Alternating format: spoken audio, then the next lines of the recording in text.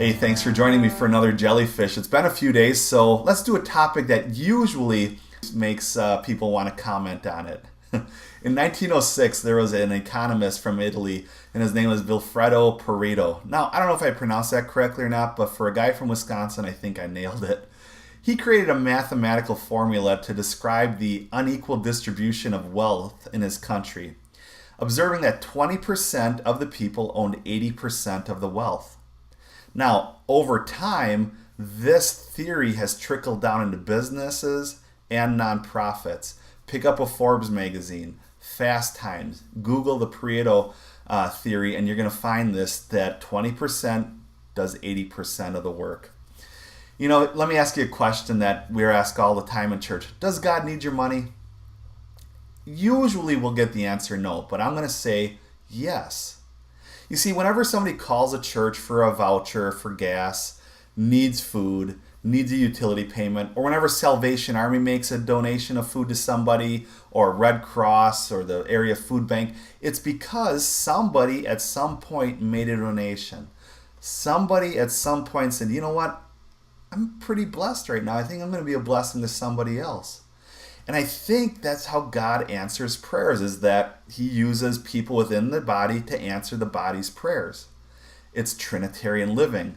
No one knows who's getting blessed because it's such a blessing to give and it's such a blessing to receive. Now, there are those times where miraculously the hot water heater doesn't break down, the furnace is still going, the car's still running, everyone in the family staying healthy. Those are unexplainable. Those are things that also are from God that are not from man. What do I believe about tithing? Well, I used to think one thing, but since I started diving into the Apostle Paul's writings, I'm starting to lean towards a different direction. I think the tithe is a great guideline, not a bad thing in and of itself, but check out what he writes in 2 Corinthians 9:7. Each one must give as he has decided in his heart, not reluctantly or under compulsion, for God loves a cheerful giver. Transparency alert here as a pastor. If there was one thing I had to do over again as a pastor, it would not be owning a building. I was handed this building at Radiant Fellowship from the former leadership. Fact is, I think they sunk a gross amount of money into it before I came on staff. High-end people to remodel our basement, and it looks nice and everything, but paid way too much. Way too many chairs, and needless to say, they're even blue. But they're nice nonetheless. Just way too much going into a building. Now that we have the building, yeah, we need to keep it up. But at that time, I was handed the building and said, would you restart this thing with 8 people and a mortgage? 8 years later, I'm very happy to say it's going well. But nonetheless, I don't know that I would own a building, because when you rent something, the renters only pay. The rest of it's kept up, looking nice. But I will say, for the price of our building that we pay each month, I don't know that we could rent a property for that.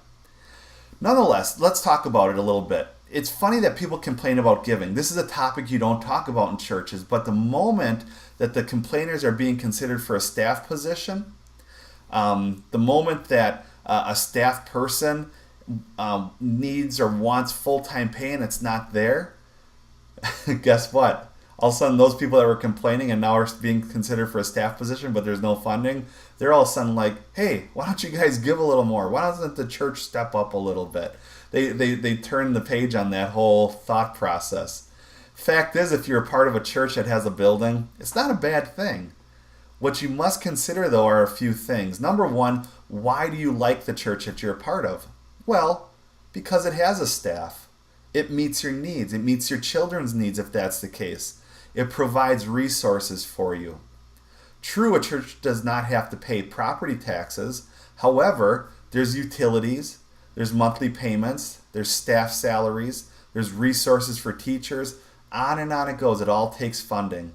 Now, in the Catholic movement and perhaps Methodists, this trickles down from the top. I'm not slamming them at all. I'm just saying that's how they operate. But in many churches, they have their own board, they have their own, they're self-sustaining, and so that's why we do talk about these things. I don't think we ought to gripe about staffs, because there are extremes. A church can have too much staff and too much pay, and then there's also churches where it's understaffed and underpaid. I think there's healthy areas, and the overpaid thing and there's too many staff, not a problem where I pastor, and I say that jokingly. However, we really only relied on volunteers, there would be problems. How much would get done when everybody wants to be on a rotational schedule?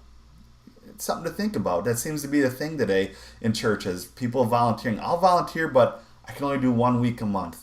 And so there's 4 people now running this ministry. And how much would get done when an average volunteer in a church stays for 2 years and they need to take a break or they're completely burnt out?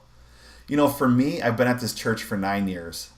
For me, at this church, I'm thankful to have someone like Monica, okay, who is there and has been there for 5 years, just shy of 5 years as our worship leader. You don't get that out of volunteers, or if you do, it's very rare. Not that it's a bad thing, because volunteers means they have full-time jobs everywhere else. And, rightfully so, time gets split up. You know, what's interesting is that 20% does 80% of the work rule even applies to volunteering, and on it goes. We had a church work day. 4 people showed up out of a church, you know. I know we all have things going, and I'm not bitter over it. It's just, it was proof in the pudding there. It really is something to consider, though, isn't it? I talk about every topic under the sun on these videos, but somehow I think this one is going to be the most commented. Think about it, though. Put yourself in the shoes of a person that runs a 501c3. Let's say you want to start a 501c3 nonprofit organization to feed homeless to whatever, and you put the first email out there saying, we need money. I promise you're going to get people emailing back saying, that's all you people ever want is my money, blah, blah, blah. Okay? But put yourself in the shoes of a person that the church wants to bring on staff. It might change your perspective, and when all is said and done, even when owning a building for a church, you really can keep being quite Christ-like and doing ministry if, and that's a big if the focus is ministry and not image and property management. Hey, I'd like to hear from you on this topic. You can email me, vtwinrev@that'snotmygod.com. Post your comments here on Facebook or on YouTube, and love to hear some discussion. Let me know what you think. Talk to you soon.